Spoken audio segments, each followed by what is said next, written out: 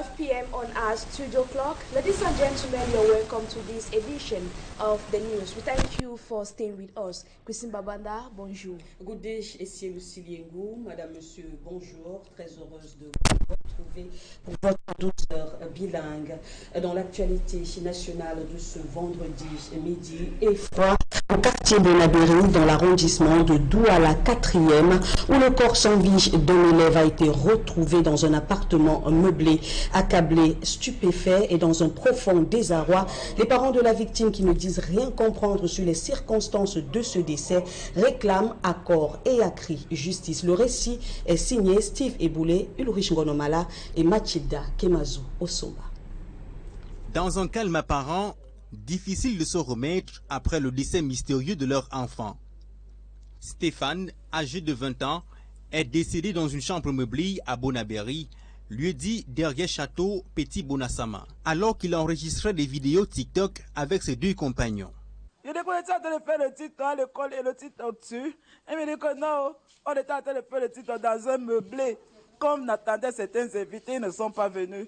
Quand les invités ne sont pas venus, on lui a dit porte ton sac. On part, il est entré dans la chambre, il s'est écroulé. Quand il est entré dans la chambre, il s'est écroulé. C'est écroulé comment? Quand on l'a porté, il ne respirait plus.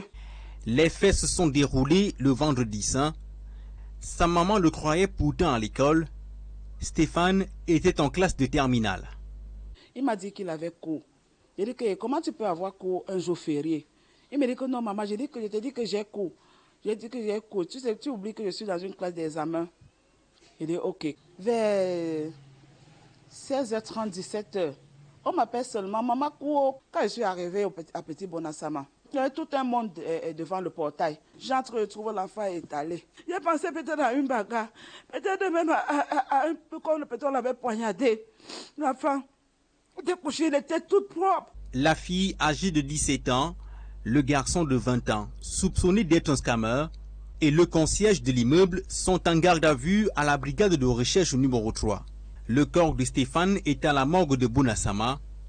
Une autopsie est en cours pour déterminer les causes réelles de sa mort. Pour un motif qui reste toujours à éclaircir, les agents de la police municipale de la mairie de Yaoundé 2e s'en sont pris à un soixantenaire au lieu dit entrée 8e battu à mort. L'homme rendra l'âme quelques heures seulement plus tard. Le film de cette atrocité avec Marcelin Gansop et Emmanuel Diop. C'est au lieu dit entrée 8e au quartier Komkana que le drame s'est produit. À notre arrivée, une succession de chansons religieuses nous accueille. Elles sont distillées par le voisin d'en face qui a vécu toute la scène. Il y avait une voiture qu'on avait mis au sabot des gens de la mairie Yaoundé 2. Au retour, on pouvait venir enlever au sabot. Monsieur là travaillait là. Je ne sais pas vraiment ce que le monsieur l'avait dit aux gens là. Je vois seulement le monsieur, les gens de la mairie sortir de la voiture, arrêter le monsieur, lui est boxé. Quand le monsieur tombe, il coule la tête. Il y a une grosse pierre là que vous voyez là, jusqu'à il est pissé même sur lui. Des propos corroborés par cette dame qui habite également dans le voisinage. Il y avait la voiture des saboteurs à côté. Le papa qui pousse la brouette dit que quittez, je vais passer avec ma brouette. Je vois le gars se tourne. Il lui donne un coup, il tombe. Quand il tombe, il prend le pied, il cogne sur son bas-ventre. Pum, pum, 3 fois. Il a tapé le pied là 3 fois. Il a pissé. Quand il a pissé, j'ai dit, yeah, le papa là est mort. Il pisse comme ça veut dire que sa vessie est cassée. Le défunt, au nom de Sofar Jean, était âgé de 105 ans et résidait dans la ville de Tchang. Il venait de gagner ce marché de construction d'une laverie. C'était d'ailleurs l'objet de sa présence dans la capitale. Ironie du sort, son patron se trouve être conseiller municipal à la commune d'arrondissement de Yaoundé 2, dont certains agents de la police municipale sont ainsi indexés. Particulièrement le nommé Tsama Yves Landry, en fuite, présenté comme le présumé auteur du coup qui a été fatal, agent Sofac. Au moment où il va entrer dans sa voiture, comme il était au nombre de 7 pour qu'il pas... C'est là où les gens demandent que non, vous ne pouvez pas lui laisser comme ça. Vérifiez au moins ce qui s'est passé. Ils ont sorti la voiture, ils ont pris le monsieur. Quelques heures après, on vient dire que le papa là est mort. Et je n'ai jamais moi vu les choses comme ça. Tu regardes ton semblable jusqu'à tu veux finir avec lui. La dépouille du défunt, qui a été scellée sur ordre du procureur de la République, a été déposée à la morgue de l'hôpital central de Yaoundé, pendant que le commissariat de sécurité publique du 10e arrondissement poursuit ses investigations. Si le principal suspect est en cavale, ce n'est pas le cas pour les autres agents de la police municipale, 7 au total, qui ont été témoins du drame et qui sont cuisinés en ce moment par les fins limiers de la police. Loin de cette scène d'une violence inédite, replongeons-nous dans la célébration de l'Aïd Moubarak. Après 29 jours de jeûne, la communauté musulmane de Garoua a elle aussi célébré l'Aïd el-Fitr mercredi dernier, 11 avril. Après la prière dans les mosquées, les fidèles musulmans se sont retrouvés en famille autour d'un repas festif. Pour la circonstance, le Lamido de Garoua a invité les musulmans à un examen de conscience. Côté fidèle, le jeûne de cette année a été marqué par une forte canicule. Je vous propose d'ailleurs de les écouter dans ces extraits.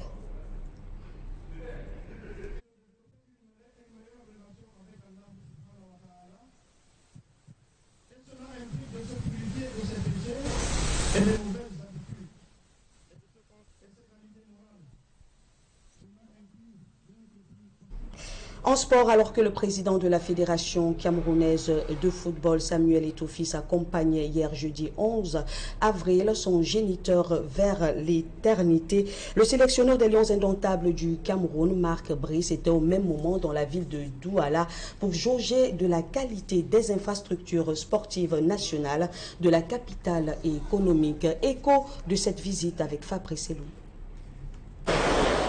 Brice fait immersion dans la ville de Douala pour sa première prise de contact avec les stades de la ville. Premier stop, le stade de Japomar. Ensuite, celui de la réédification de Douala. Le nouveau sélectionneur des Lions indomptables estime avoir pris la mesure des lieux. Pas le temps de visiter n'importe quoi, alors c'est bien réglé. On doit choisir des choses parce qu'on n'a pas de temps.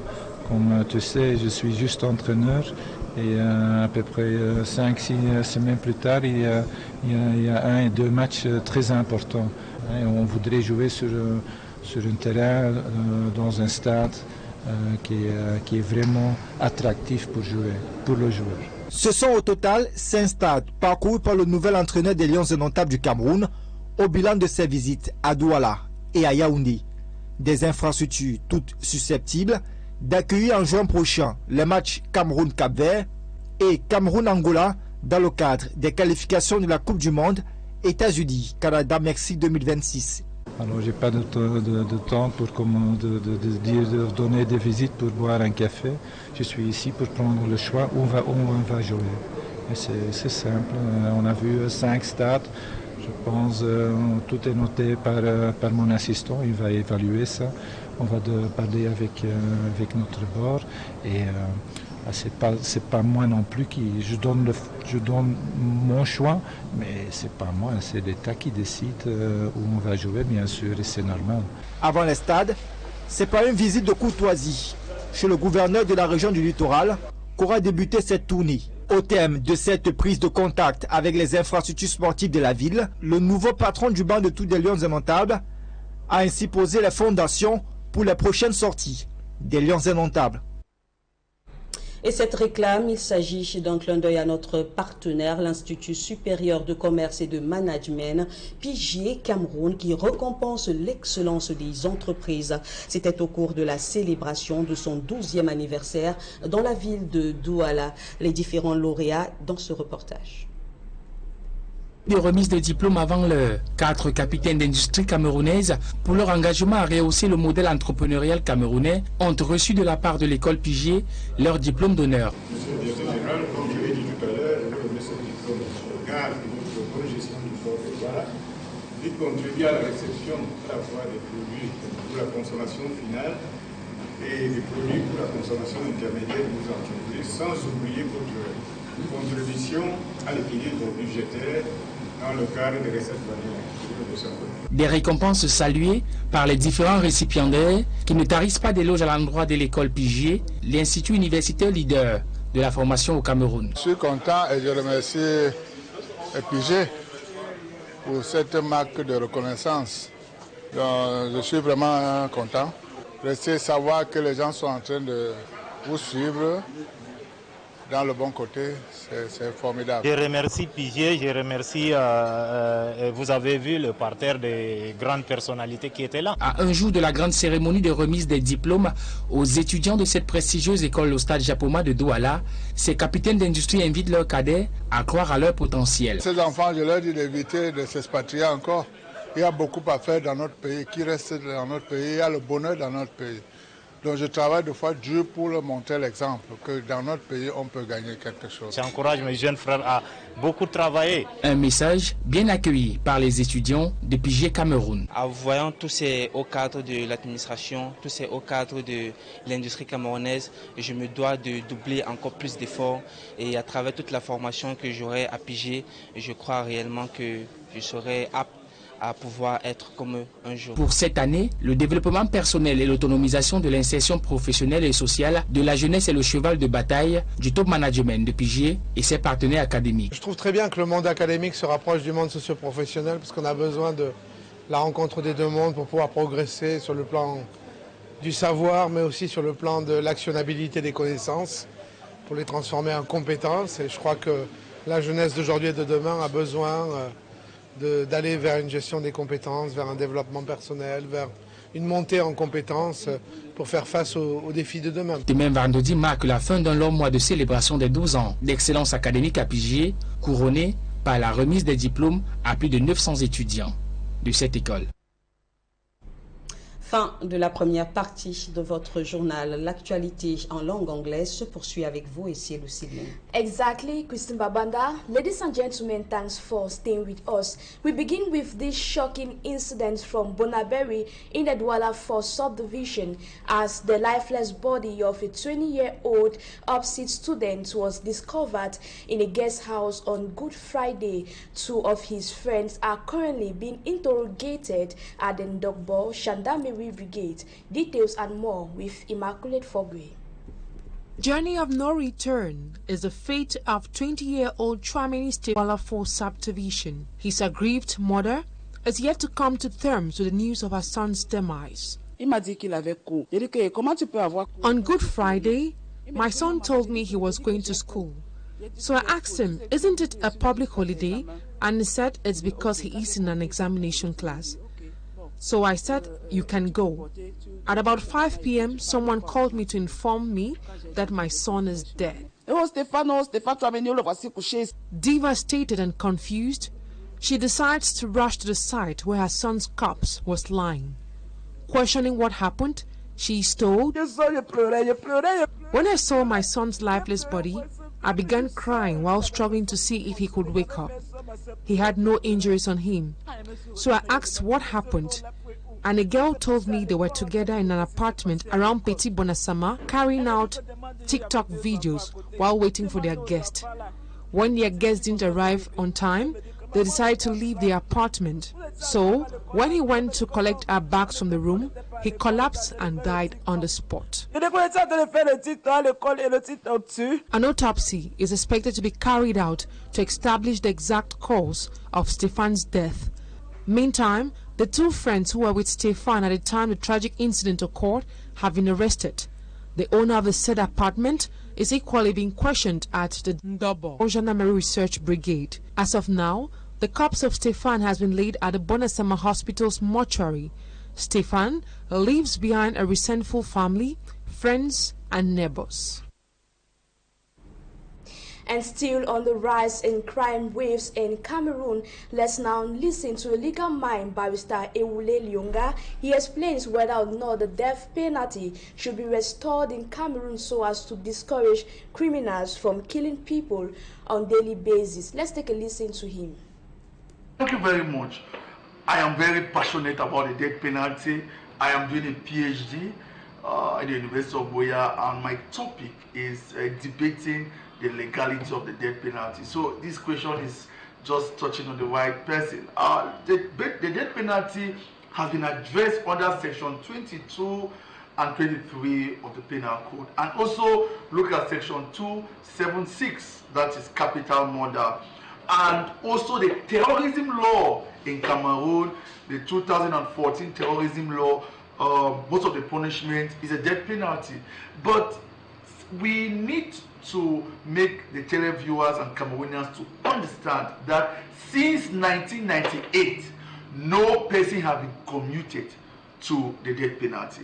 That is, after, if you look at the law, section 22 and 23, it says that after the death penalty has been proclaimed by the court, the convict cannot just be either hung or shot per the law. The information has to be tabled to the head of state. He can, if he mentioned that not commute, that is when this person can be executed. But Cameroon is a country which respects human rights. And since 1998, all persons who have been convicted to death, like the 4 people were convicted by the military courts of the Southwest region, the 4 people of the Kumba massacre, they were convicted to death by the military courts of the Southwest region. The law is that in Cameroon since 1998, they will just be kept in the prison and it will be looked at like life imprisonment. But what I want to say is that activists, the person is going to rest. The person is resting. But I think that if you keep somebody in jail for the rest of his life, do you know what it means? We are talking about psychological trauma, the torture that he has killed somebody and he's in jail. And you know our prison conditions in Cameroon, and we don't need to mention it here. Our prison conditions are not the best. So by you keeping him in jail, the punishment is more than just killing him. And look at international standards. All international standards, the issue of death penalty, they are trying to scrap it. I know many people are going to criticize me here that if somebody kills, the person should not be allowed to live. And there are a lot of people who have even criticized the United States, that they say they are the model of democracy, but they still practice the death penalty. But we are saying that the death penalty is not the only deterrent. If the punishment in prison is also a serious deterrent. And there are other ways to punish, not only by killing somebody. And I think that the Cameroon government, Cameroon State, and His Excellency Paul Biya, they have been respecting human rights, and since 1998, no Cameroonian have been executed. And in the same line, 3 suspected armed robbers are currently in the drag nets of security forces of the Douala 2 Research Brigade. They were arrested following numerous complaints from their victims. Details and more in this report. Military Hospital Mortuary in Bonanjo, Douala, for the corpse removal of David Eto'o, Samuel Eto'o's father, several personalities like the Minister of Work and Social Security, Gregoire Oona, Minister of Transport, Ernest Masenangale Bibehe, former football player Roger Mela, and Oswald Baboke, representing the head of state, were present alongside the governor of the littoral region at the mortuary with condolence messages to the bereaved family.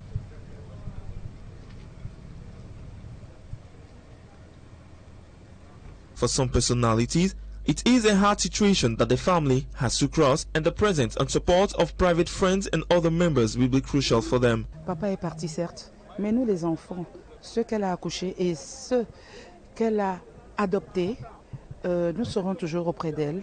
Nous allons lui apporter et lui accorder tout le sourire nécessaire pour qu'elle ne se sente pas seule. Nous serons là, maman. Nous sommes là, tous tes enfants sont avec toi dans cette douloureuse épreuve. C'est un peu difficile, hein? C'est un peu difficile. Vous avez l'émotion et nous ne pouvons que, n'est-ce pas, présenter nos condoléances à la famille. C'est un coup dur pour la famille Eto'o. C'est pour ça que nous sommes là. Et c'est vraiment avec la gorge nouée et le cœur très serré que nous sommes là. A sad moment for family members and friends who will only keep good moments they lived with him. That was rather a report on the corpse removal of the father of the president of the Cameroon Football Federation, Samuel Eto'o, who was removed yesterday from the military hospital in Bonanjo here in the city of Douala. And away from that, we talk something else. While the national treasurer of the Cameroon Renaissance Movement political party, Professor Alain Fege, calls on the election governing body, ELECAM, to extend the registration exercise to pre-trial detainees to prisoners across the prisons in Cameroon. The information is contained in a letter from Professor Alain Fege to ELECAM. Details and more with For Me, Amshon Sanda. In a letter addressed to the Director General of the election governing body in Cameroon, ELECAM, the national treasurer of the Cameroon Renaissance Movement CRM political party recalls that they are prisoners in Cameroon who still benefit from the presumption of innocence and will participate in the many elections coming up in Cameroon. Professor Alain Fege, who is being detained in Yaoundé, requests for the organization of special campaigns for registration on the electoral list within the prisons of Cameroon from January 2nd to August 31st, 2025, and the opening of special polling stations for this category of voters. According to Alain Fege, the prison population in Cameroon is made up of defendants and convicts, not subjects to incapacity provided for by the law. These citizens, although incarcerated, some still enjoy their right to be voters and eligible. Indeed, indicates Alain Fege, 80% of inmates in Cameroonian prisons are pre-trial detainees. Unfortunately, they are not taken into account during the voters' registration campaigns organized by ELECAM. The treasurer of the CRM party thus called on Eric Esuse to organize special campaigns for registration on the electoral list across the country's prisons before the end of the current campaign, but also to integrate the prisons into the programming of the next campaign, which begins in January 2025. Furthermore, he says it will be desirable that in the operational planning for the conduct of the municipal, legislative and presidential elections of 2025, ELECAM integrates the opening of special polling stations within the country's penitentiaries, a proposal which, according to observers, makes perfect sense because the electoral law in Cameroon provides in Article 49 the people who must not be registered on the electoral list. Any news out of the country? In Kenya's capital city, Nairobi, a public hospital sends out or lays out 100 doctors who are taking part in the nationwide strike action for over a month now. And in Togo, the opposition parties who plan to protest beginning from this Friday and Saturday. Details and more with Babila Jonathan. A public hospital in Kenya's capital, Nairobi, lays off 100 doctors participating in a nationwide strike ongoing for nearly a month. According to the Kenyatta University Referral Hospital, replacement doctors have been hired in response to the striking workforce. The strike, initiated by doctors across Kenya in mid-March, calls for improved pay and working conditions. President William Ruto addressed the striking doctors, citing financial constraints as the reason for the government's inability to meet their demands. Despite the president's remarks, the strike action continues. The government of Togo has said a planned 3-day protest this week over the arrest of opposition figures and new legislation scrapping the presidential election was illegal. The move has heightened tensions in the West African nation ruled by the same family for almost 60 years. The government also delayed parliamentary elections until April 29, pushing the vote back by over a week. The government last week arrested 9 opposition activists for engaging in political activities at the market. All 9 were released Tuesday evening. A statement from the public prosecutor's office said they were arrested for disturbing public order. In Mali, authorities have banned political party activities. The political parties have been calling on the ruling army leaders to organize elections. Speaking on state television Wednesday, government spokesperson Abdoulaye Maiga said the ban on political activities was made in the interest of maintaining public order. There was no indication on when the suspension will be lifted. Mali has been under army rule since August 2020. Last September, the leaders indicated that they will go back on a promise to organize elections to bring back civilian rule, citing technical reasons. Ladies and gentlemen, that report draws the curtains of today's edition of the Midday Primetime Newscast. We thank you for your keen attention. Christine Babanda, do have a blessed weekend. Do have a nice weekend, ici Lucie Ngou. Madame, Monsieur, c'est la fin de ce journal. Toute la rédaction centrale vous remercie de l'avoir suivi. Prenez soin de vous et agréable suite de programmes sur Équinoxe Télévision, la chaîne du peuple.